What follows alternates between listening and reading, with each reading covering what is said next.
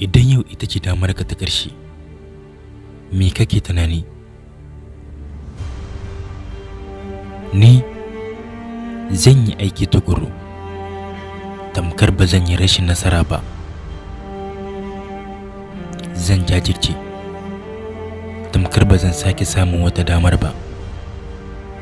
Zan aikata, tamkar ba mai sauraro na.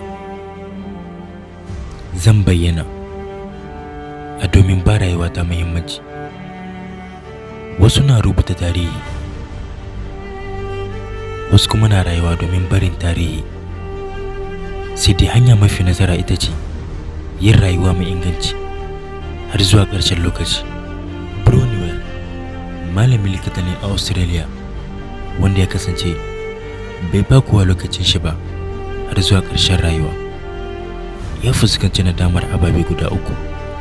Na farko, bai ba rayuwar shi muhimmanci ba har zuwa ƙarshen rayuwa.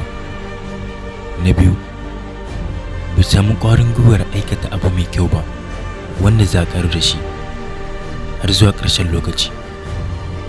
Na uku, ba shi da kyakkyawar mu'amala tare da mutane.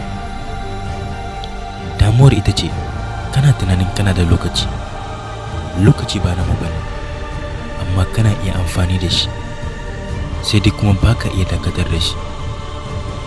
A duk lokacin da ka rasa shi har abada. Wace damar ce ta ƙarshe da zaka wuce zuwa ga aiki wanda yake bayo ba domin samun abin da rayuwarka ta cancanta?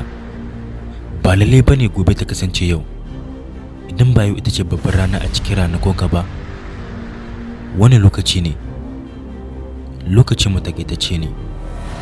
Bacin karkai wasa da shi domin shiga rayuwar wani. Kowane lokaci kyakkyawan lokaci ne, sannan kowane lokaci yana tafiya a kowace rana. Wata rana babu damar cewa nan zuwa wani lokaci, domin lokaci ya riga da ya ƙure. Kowace daƙiƙa cikin rayuwa tana da matuƙar daraja. Misali a ce, ko da abin da baka da bukata ne yana tafiya tare da lokaci, balma abin da ka fi matuƙar bukata, saboda akwai ƙarshen lokaci, ƙarshen fahimta, ƙarshen ma'amala, ƙarshen rayuwa.